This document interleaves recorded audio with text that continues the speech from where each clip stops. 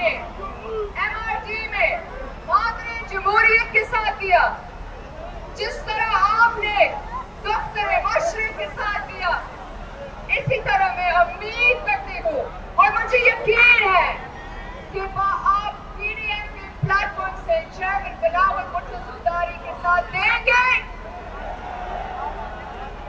और मैं भी आपसे वादा करती हूँ कि इस मिशन पे मैं हर कदम पर चेयरमैन बिलावल भुट्टो ज़रदारी के साथ है और आपके साथ रहूंगी।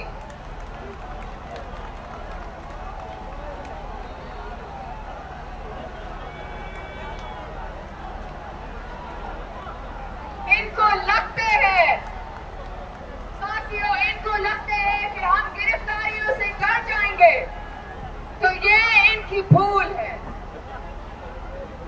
अगर ये हमारे भाइयों को गिरफ्तार करेंगे तो ये याद रखे कि पाकिस्तान पीपल्स पार्टी के हर औरत जिद्दोजहद के लिए तैयार है।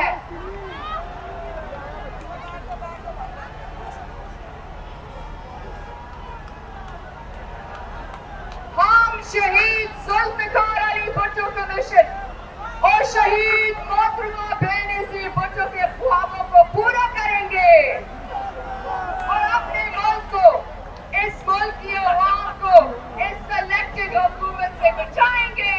वरीद खान, आप देख रहे हैं मेरा चैनल कैपिटल व्यूज और मेरे साथ आज मौजूद हैं सीनियर सहाफी हैं अब्दुल कादिर साहब। सर कैसे आप? अल्हम्दुलिल्लाह बिल्कुल ठीक ठाक। फिर कल का PDM का जलसा आपने देखा कि किस तरह से आसफा भुट्टो ने जो है वो अपनी सियासी मैदान में जो है वो एंट्री दिखाई है।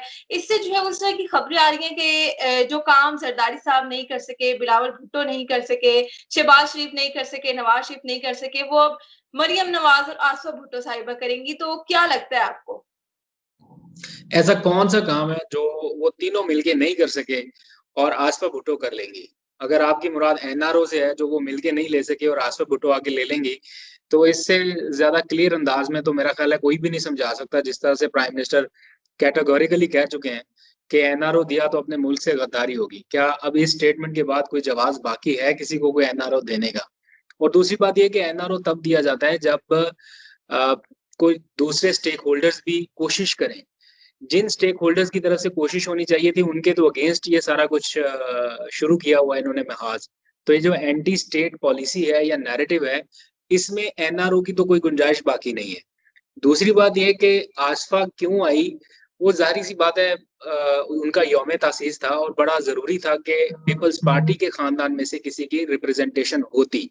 अदरवाइज अगर नॉर्मल जलसा होता या PDM का या कोई भी नॉर्मल मामूल के मुताबिक जलसा होता तो यूसुफ रजा गिलानी, शाहिद खान अब्बासी, माफ कीजिएगा शाहिद खान नून लीग के, यूसुफ रजा गिलानी या कमर जमान कायरा या इस तरह की जो पीपल्स पार्टी की लीडरशिप है वो आके प्रेजेंट कर सकती थी। लेकिन चूंकि यौम तासीस था और भुट्टो खानदान का बराह रास्त इसमें बड़ा अमल दखल रहा है, इसलिए मुनासिब ये समझा गया कि उनके खानदान की रिप्रेजेंटेशन होनी चाहिए। तो बिलावल कोरोना की वजह से आ नहीं सके, जरदारी साहब अस्पताल में, तो फिर बख्तावर से ज्यादा इनकी पॉलिटिकल सूझबूझ ज्यादा लोगों को लग रही है। आजकल बहुत से लोगों को बेनजीर नजर आ रही है आसफा में, तो वो आनी भी चाहिए। मुझे ऑब्वियसली मैंने भी उनकी स्पीच सुनी, मुझे भी मोहतरमा की याद आई।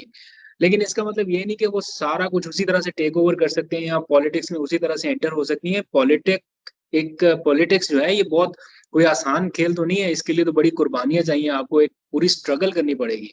अगर उनको पॉलिटिक्स में आना है तो आज स्ट्रगल करें और 20 साल के बाद तक स्ट्रगल करती रहेंगी तो लोगों को पता चलेगा कि इनकी कुछ जद्दोजहद है। 5-10 साल वाला तो आजकल सीन ही कोई नहीं है। या फिर वो जो पैराशूट से उतारे जाते हैं, अगर उस तरह कोई हिमायत लेके आ जाए तो फिर अलग बात है। अदरवाइज उनका कोई ऐसा कोई बहुत ज्यादा ब्राइट फ्यूचर नहीं है। सर हम एक जानिब देखते हैं कि आज जो है वो शहबाज शरीफ और हमजा शहबाज की जो है वो पैरोल पर जो रिहाई है उसकी तौसीक के लिए दरखास्त जमा कराई गई है कि अभी जो है वो ताज़ियत चल रही है, हम गम में है। दूसरी जानिब हम देखते हैं कि मरियम नवाज साहिबा जो है वो धरने में आ जाती है, जलसे में आ जाती हैं और कहती हैं कि मुझे जो है वो जुल्म की आवाज बुला रही है, उस तरह के जो है वो बयानात जारी करती हैं। और फिर कल हमने देखा कि नए झूठ उन्होंने खान साहब के बारे में बोले। तो क्या कहेंगे कि ये वाकई ताज़ियत के लिए तोसी मांगी जा रही है, अंदर से कोई और चक्कर है? देखिए, मौका चाहिए कि बाहर निकलें और निकल के कोई ना कोई लॉबी करें, कोई ना कोई प्लानिंग करें, प्लॉटिंग करें और किस तरह से हेलो। मामला को बेहतर किया जाए। जो बंद गली में चले गए हैं ना, ये वापस आना चाहते हैं बेसिकली। तो इस टाइम पे ऐसा कोई सीन दिखाई नहीं दे रहा कि कोई ताजियत के लिए वाकई इतना ज्यादा इनको हेलो। दुख है